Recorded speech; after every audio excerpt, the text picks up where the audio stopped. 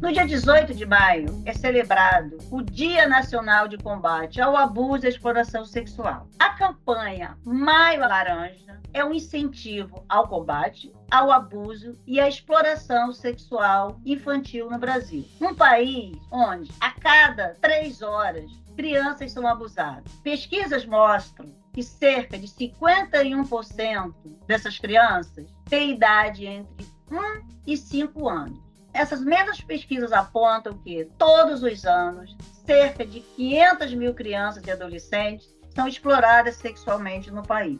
Além disso, dados asseguram que somente 7,5% desses casos chegam a ser denunciados às autoridades. Um fato que merece atenção, reflexão e cuidado por parte tanto do poder público quanto do governo em geral e da sociedade civil. Mas aí resta a pergunta, diante dessa realidade: o que é abuso sexual infantil? Como a legislação, os legisladores olham, entendem e o que fazem diante dessa situação? Nesses casos, no caso do Brasil, a gente tem o Estatuto da Criança e do Adolescente. Como essa situação pode estar assegurada, né, nesse estatuto? Como podemos ajudar a combater esse crime, que infelizmente é uma realidade no país? Da Universidade de Castelo Branco, o CB em Foco de hoje é sobre a campanha Maio Laranja, prevenção e combate à exploração e ao abuso sexual infantil no Brasil. E nesse episódio vamos procurar entender o que se trata essa campanha e como, de que forma a sociedade pode colaborar para aumentar essa repercussão, aumentar essa conscientização. Para falar desse assunto e muito mais sobre a legislação, eu vou conversar com o professor de Direito da Universidade de Castelo Branco, professor Luciano Filizola. Ele é advogado, mestre em Ciências Criminais e doutor em Direitos Fundamentais. Professor, seja muito bem-vindo. Gostaria que você se apresentasse para os nossos ouvintes e começasse falando um pouquinho, como advogado, como o senhor entende a importância dessa campanha. Bom, primeiramente, quero agradecer o convite. Bom dia, boa tarde, boa noite a todos os ouvintes, a Elza, a Universidade de Castelo Branco, parabéns pela iniciativa de debater um tema tão relevante nos dias de hoje. Bem, então, Elza, eu sou advogado criminalista, sou professor de Criminologia e Direito Penal já há um pouco mais de 20 anos, né? E, de fato, a questão relacionada à violência sexual contra a criança e o adolescente é um grande desafio, não só para o direito, mas também para a sociedade de um modo geral. E aí, assim, iniciando nossa conversa, só para a gente poder contextualizar algo que você colocou aqui, tá? Sobre o que seria o abuso sexual contra a criança. Trata-se de um tema muito complexo, porque nós não temos um tipo penal, uma norma incriminadora que vai definir como um crime único essa questão do abuso. Então, na verdade, existem várias violências contra a criança ou adolescente que vão estar sendo regulamentadas e tratadas em institutos diferentes, em artigos diferentes, em leis diferentes. Você mencionou que tem, de fato, o ECA, o Estatuto da Criança e do Adolescente, mas os crimes mais graves vão estar, de fato, no Código Penal. Tá? Então, o Código Penal, ele não trata apenas de crimes contra adultos, digamos assim, tá? Então, a criança e o adolescente, antigamente a gente chamava de menor, né? A criança e o adolescente, eles também são tutelados e também configuram como sujeito passivo de alguns delitos lá no Código Penal, tá? Então, por exemplo, a maioria das estatísticas, e esse é um outro problema que a gente pode discutir, é que os crimes são muito subnotificados. Que na criminologia a gente chama de uma grande cifra negra, né? Em razão da subnotificação, é muito difícil se ter uma ideia exata da quantidade de violências e de abusos sexuais que ocorrem no país. Até porque os levantamentos estatísticos vêm de fontes diversas. Então você tem ocorrências realizadas em delegacia, você tem o Disque Denúncia lá pelo Disque 100, você tem contatos através de ONGs que fazem suas notificações. Então, vem de lugares distintos, além daqueles que não são notificados, né? A grande quantidade de crimes que ocorrem, mas que ainda nem chegam nas autoridades, porque não recebem uma atenção devida, ou porque, de fato, né, como na maioria dos casos, ocorrem ali dentro do próprio lar, do próprio domicílio da vítima, sendo os responsáveis, os agentes, né, os autores dos delitos. Então, a questão do levantamento de dados, e aí saber exatamente, então eu tenho um número, por exemplo, foi discutido, né, no governo em 2021, foi notificado através do Disque 100, 35.196 casos de abusos sexuais. Só que o que configura? Aí a gente está incluindo apenas estupro, o assédio, pornografia infantil e exploração sexual. Tá? Então, delimitou-se os tipos penais, tá? As espécies de crime, né, vão ser delimitados. Quando a gente fala em 2022, foi um número de 74.930 estupros de um modo geral, entre adultos e crianças, né, considerando que 61%, né, das vítimas de estupro são menores de idade. Né, e isso em 2022. E considera-se que teve um aumento de 8,2% se comparado ao ano anterior. Então, é algo que realmente vem gerando, né, um grande sentimento de insegurança, de impunidade, de injustiça por parte da sociedade, mas que também é um problema que se refere muito, né, a uma questão cultural, não só do Brasil, né, mas do mundo de uma forma geral, como a gente vem lidando com as crianças e com digamos, a intimidade, uma privacidade que, de uma certa forma, é fundamental para o desenvolvimento do indivíduo, mas, de outro, quantas vezes também acaba por ocultar, né, todo um tipo de violência, de assédio. Professor, muito obrigada. Você começou realmente esclarecendo, trazendo um ponto muito profundo de reflexão para a gente. Como que é complicado, é complexo para a gente da sociedade poder identificar esses esses tipos de crimes que podem ser configurados como violência sexual, abuso sexual. A internet, essa questão da tecnologia, contribuiu para esse aumento? Esses casos são mais físicos, são mais através da tecnologia? Como é que a gente pode identificar e pensar o que é que pode ser feito em relação a isso? Então, a maioria dos dados se referem muito mais, né, aos abusos físicos, né? Até por uma questão instrumental, né, de você conseguir, às vezes, identificar um flagrante, identificar o autor, tá? O que a gente ouve falar muito, né, sobre pedofilia, por exemplo, não existe um tipo penal, um artigo que fale de crime de pedofilia. Volta e meia a gente associa a ideia de pedofilia a essa circulação de vídeos, imagens, fotografias pornográficas de crianças e adolescentes na rede. Então, só para esclarecer um pouco mais, então, por exemplo, quando a gente fala de estupro, que está no Código Penal, a gente tem o crime de estupro de vulnerável, que é contra os menores de 14 anos. Tá? Em que esses você presume uma vulnerabilidade, você sempre presume a violência, está lá no 207A. E aí, mas no caso dessa circulação de imagens, já vão ser tratadas pelo ECA. Então, a partir do artigo 240, aí tem 241, 241A, 241B, C, D, essa circulação de imagens, ela já vai ser tratada pelo Estatuto da Criança e do Adolescente. Então, por exemplo, o 240 é uma conduta concreta, é de filmar, fotografar cenas de sexo, imagens pornográficas envolvendo criança e adolescente. Então você tem ali um comportamento ali direto, concreto, de aliciamento com menores. Já o 241, que é vender ou expor à venda esse material, ou 241A, que é disponibilizar na internet, é o sujeito que posta na internet essas imagens pornográficas, e o 241B falou adquirir as imagens, ou simplesmente armazenar, e aí é algo que é muito trabalhado pela Polícia Federal, né? E aí vai ser de competência da Polícia Federal, porque são imagens que muitas das vezes estão alocadas em computadores, os autores estão fora do país, e são imagens que circulam pelo Brasil inteiro.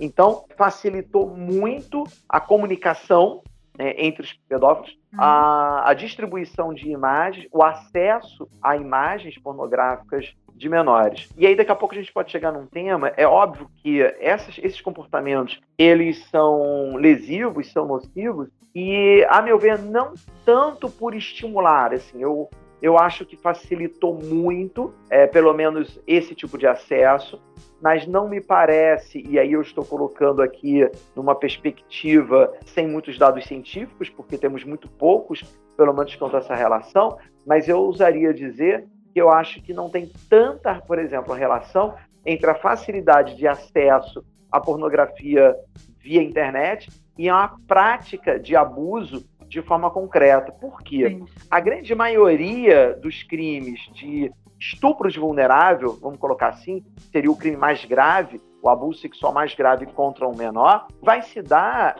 entre parentes. É o pai, é o avô, é o tio, que vai ter a sua libido despertada por conta daquela criança, daquele adolescente, independente de estímulos por internet. Entendeu? Infelizmente, são pessoas, e aí também a gente pode entrar um pouco nessa questão depois, há uma dificuldade em lidar com isso, né, em trabalhar com isso, porque já há uns 25 anos, esse é um tema que é um tema recorrente, por mais que se fale, deveria se debater mais, mas principalmente nos Estados Unidos, no Ocidente, o Brasil também, houve uma preocupação maior, não só em tutelar, em proteger, em tentar resguardar as nossas crianças, mas em sancionar cada vez com maior rigor o autor do delito, né, o pedófilo.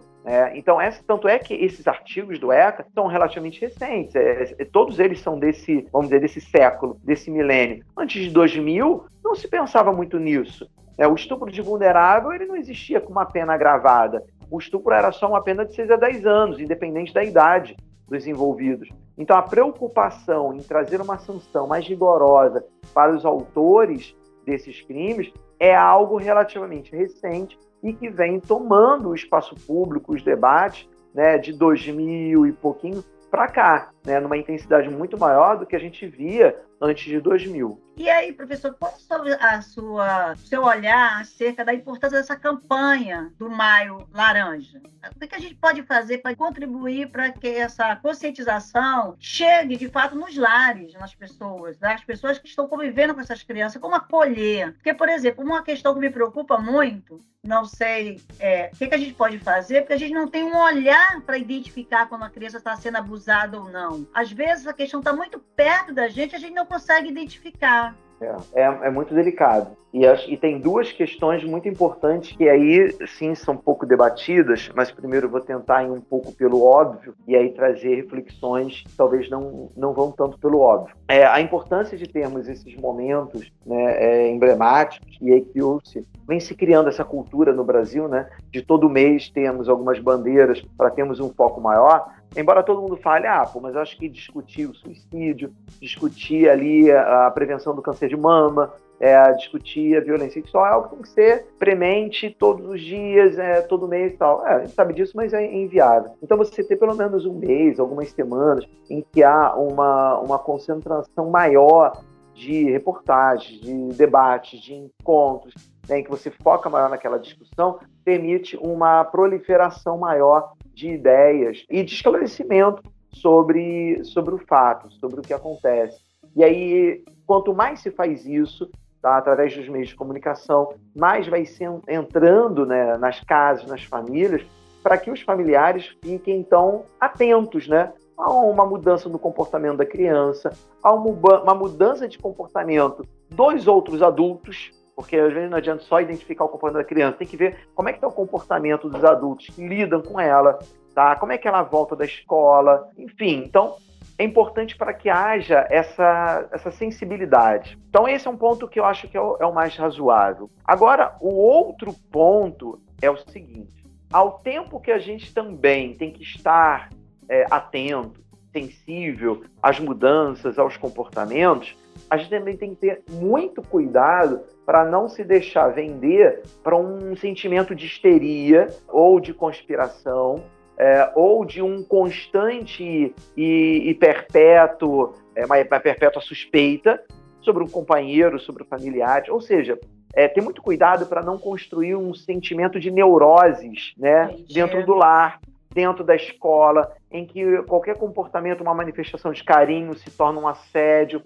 A busca de um equilíbrio é fundamental, né? É fundamental, porque a gente também vivencia hoje um momento e com rede social, e aí então você tem duas coisas, né? Uma, né, é esse cuidado, tá? De não acusar sem a certeza, porque se por um lado a gente tem a preocupação de proteger as nossas crianças, a gente também tem que ter muito cuidado para não sair levantando falsos testemunhos. Quantos casos a gente também já não ouviu falar de erros de condenação, erros do judiciário, em que às vezes uma escola, um professor, um pai, uma mãe, um tio é acusado injustamente e, na verdade, ele nunca abusou da criança, né? Então, essa cautela, em ambos os sentidos, é fundamental. Então, é importante que a gente sempre tenha muita frieza, muito cuidado na investigação, na avaliação das condutas, das situações, para que não ocorra esse tipo de situação, de constrangimento, né? Do outro. E nos casos em que há o abuso, e aí agora eu vou colocar uma questão ainda talvez um pouco mais delicada, é o seguinte, né? E aí de novo que eu estava falando, né? Como prevenir? Porque esses autores, vamos colocar esses que venham a abusar das crianças, a grande maioria tem consciência e aquilo não é uma coisa legal, né? Independente, tendo mais ou menos campanhas, na maioria das vezes, um pai, um avô, um tio sabe que é reprovável um abuso, um toque visando satisfazer uma libido, né? Sabe, colocar uma criança ou um menor numa situação de exploração sexual, de prostituição, né? Geralmente o agente maior de idade sabe disso. Então, tem consciência do que está fazendo. Tem consciência, exatamente. Então, por que faz, né? Então, essa é uma questão que a sociedade tem que quebrar um pouco o tabu e debater, porque o sentimento, né, de revolta é muito grande, porque nós depositamos na criança a imagem da inocência, claro, e o abusador, ele se aproveita disso. Então a gente acaba colocando ele num status, né, inclusive, dos piores crimes que podem ser praticados, não há dúvida. Estou totalmente sensível e compreendo bem isso. Por outro lado, e eu não estou querendo mitigar ou reduzir a responsabilidade deles, mas existem estudos que muitos desses abusadores sofreram abusos na infância. Então, vejam como a gente acaba entrando num círculo vicioso, como que né? O problema é muito mais profundo, né, professor? Assim, do ponto de vista da social, como que é muito mais complexo para si, sempre tem um histórico atrás disso. Exatamente. Como que crianças que foram abusadas podem, no futuro, se tornar adultos abusadores, né? Como quebrar isso?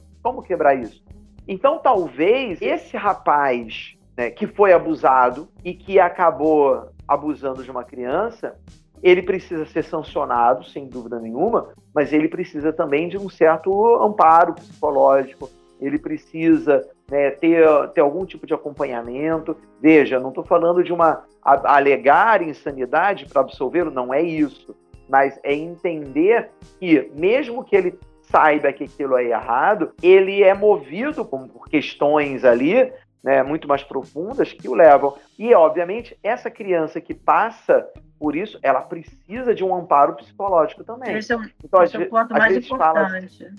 Porque a gente fala assim muito, só impunir o agressor, e aí você interrompe a agressão, interrompe o abuso, e acha que está tudo bem. Mas a criança ou adolescente já passou por aquilo. E aquilo pode fazer com que ele se torne um adulto com vários problemas. E aí imagina se ele, em razão disso tudo, acaba se envolvendo com uma outra criança, se vê no lugar de abusador, e aí, então, mais uma vez, vamos restringir tudo ao discurso punitivo. E eu acabo não tratando a situação como ela deve ser tratada, de maneira mais profunda, dentro até do inconsciente ali do indivíduo, né, que tem uma série de traumas que têm que ser observados. Agora, professor, diante dessa realidade, por exemplo, a pessoa que está nos ouvindo agora, é muito importante. Você descobre uma situação dessa, você percebe uma situação dessa, ou constata que está havendo o abuso. Como a gente deve proceder? Existem algumas situações. Vamos lá. Então, primeiro, se é algum fato flagrante, algo que não tem dúvida, né? No caso de um estupro, se for dentro de casa, só para você ter uma ideia, se é uma mãe, a mãe flagra o pai abusando sexualmente do filho ou do neto, tá? Essa mãe é o que a gente chama no direito penal de garantidora. Ou pode ser o contrário também, tá? Se o pai flagra a mãe abusando do filho, também pode. Porque quando a gente fala dessas coisas, normalmente as pessoas associam no primeiro momento. Isso eu acho um ponto interessante da gente discutir, trazer a reflexão aqui. O homem abusando ou de uma criança, do menino ou de uma menina. Mas pode existir o contrário, e existe o contrário também. Sim. Uma mulher abusando de uma criança masculina. Não existe? Sim. Ou existe também mulher abusando de uma criança feminina? Como é que é isso? Sim, sim. A maioria das casos? Então, a maioria das vítimas, o último levantamento estatístico, é que 76% das vítimas são meninas.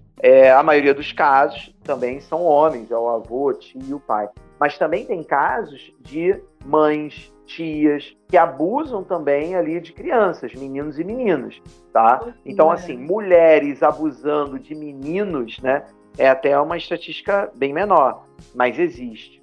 E aí, quando é algo flagrante, o pai e a mãe, o avô que flagra, ele é um garantidor. O que isso significa? A responsabilidade dele é tão grande, então ele tem um dever de fazer cessar aquele abuso, aquela violência. Ele tem um dever de manter aquela criança em segurança.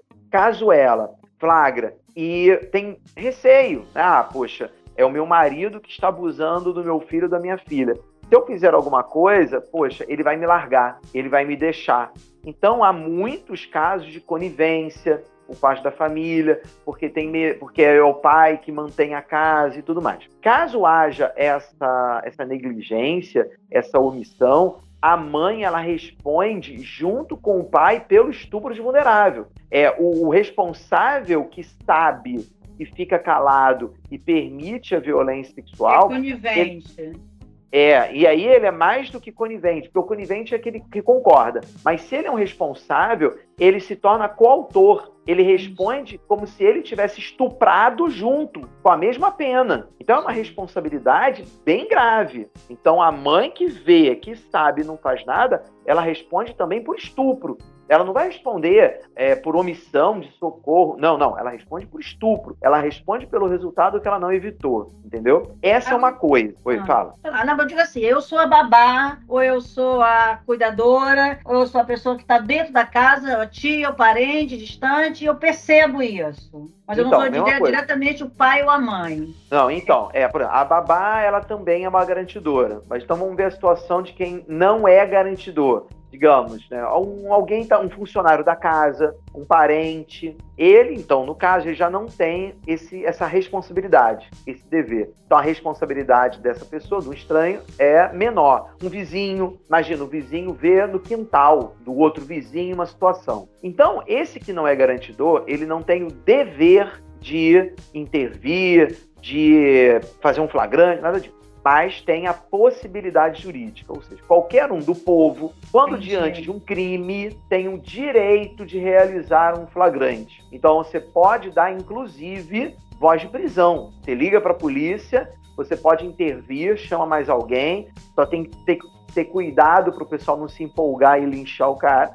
Numa situação como essa, a turba vem que vem. Então, mas qualquer um do povo, quando flagra uma situação dessa, tem um direito, é o que a gente chama de um exercício regular, de um direito de flagrante. Então, e aí chama a polícia, contém o cara, né, chama a testemunha, e aí leva para a delegacia, e então vai fazer todo o procedimento, abrindo seu inquérito policial com registro de ocorrência, tá? Então, isso tudo que eu estou falando é situação de flagrante. Outra situação é quando há mera suspeita. Aí é que é uma situação delicada e onde mora o perigo. Então você está dentro de casa, vê um comportamento estranho, um comportamento esquisito, né? Ou de um vizinho, aí tudo tem que ser mais delicado. Tem que conversar. É por isso, professor, que eu acho que o melhor caminho, nosso tema de hoje é o combate e a prevenção, né? Eu acho que a prevenção. Aí nessa questão é melhor prevenir do que enfrentar. Aí eu lhe pergunto, o senhor tem conhecimento, quais são as redes de apoio hoje que existem para as crianças? Por exemplo, existem vítimas, tanto crianças como adolescentes. Como está hoje a questão das redes de apoio a essas crianças e adolescentes vítimas?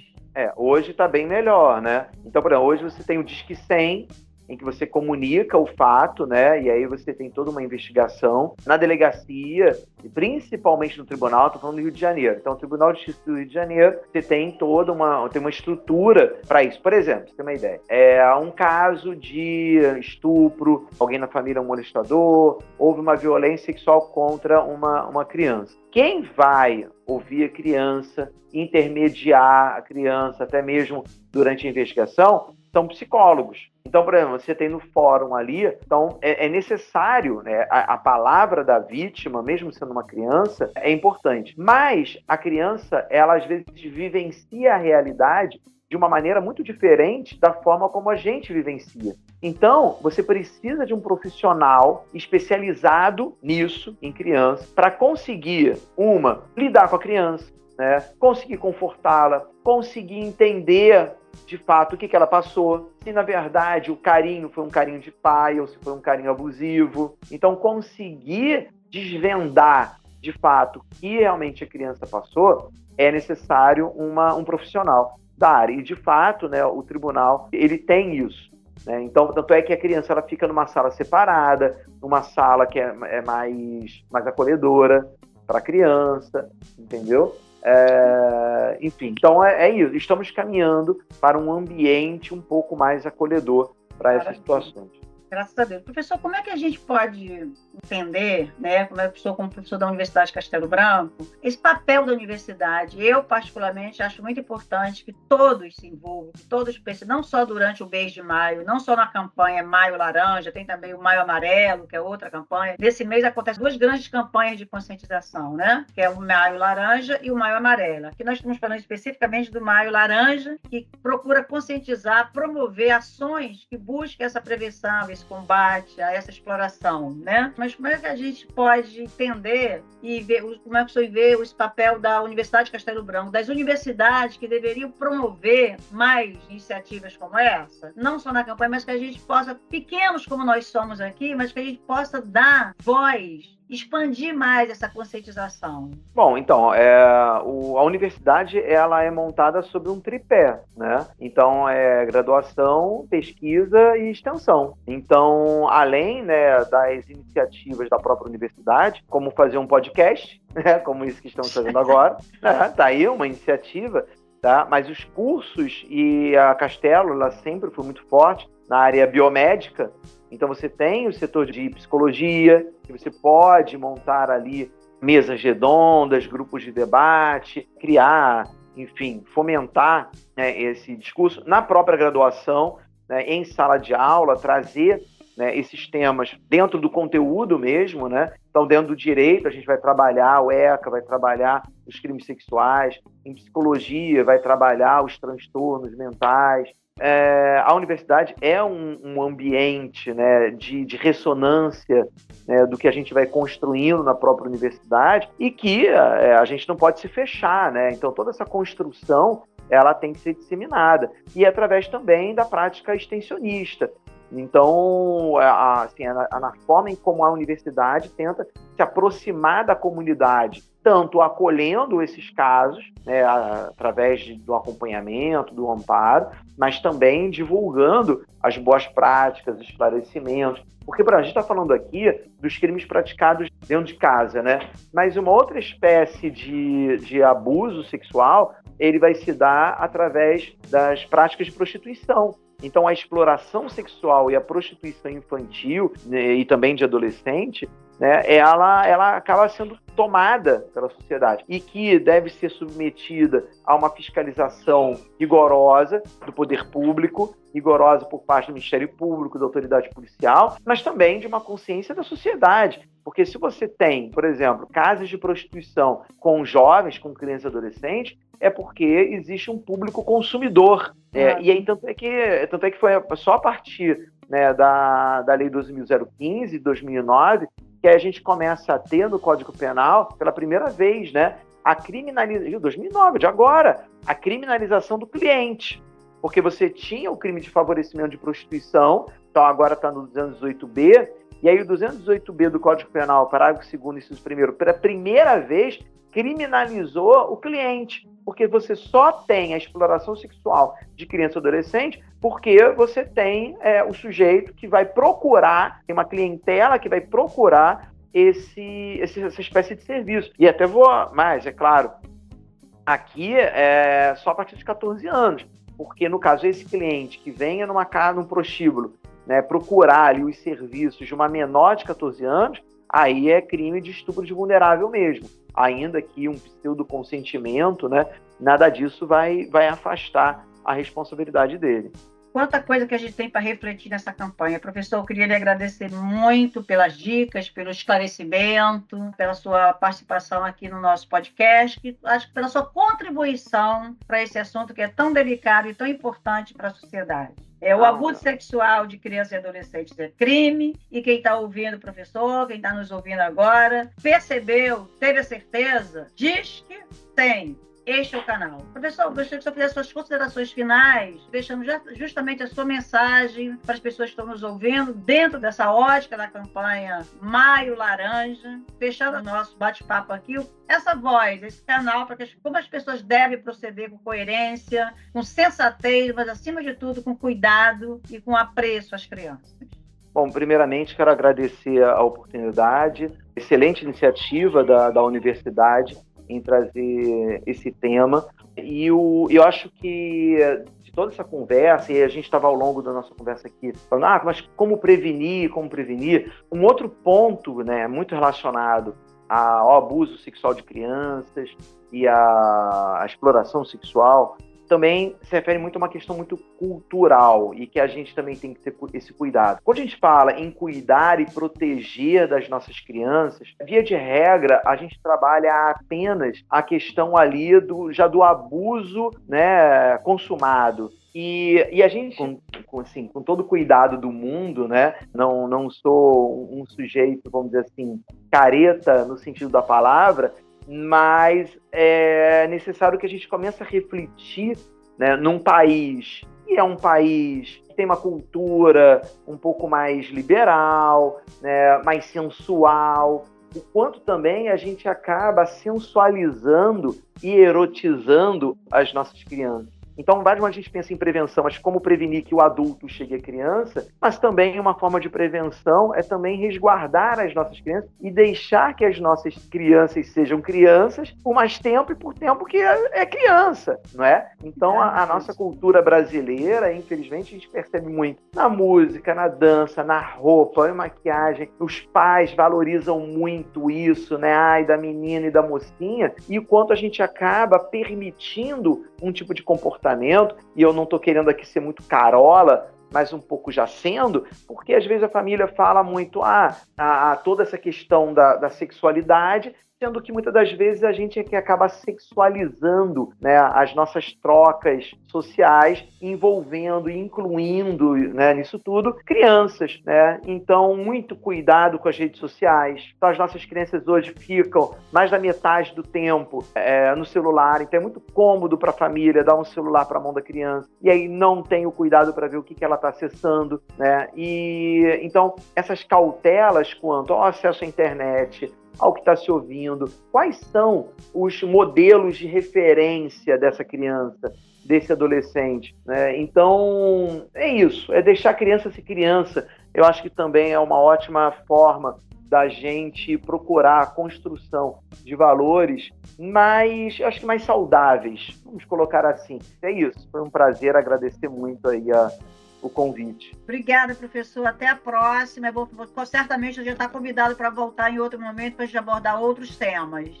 Esse foi o CB em Foco, podcast exclusivo da Universidade de Castelo Branco, disponível na sua plataforma de áudio preferida. Esse episódio contou com a participação de roteiro e produção de Ana Almeida, direção e edição de áudio Bruno Silento. Obrigada e até o próximo episódio.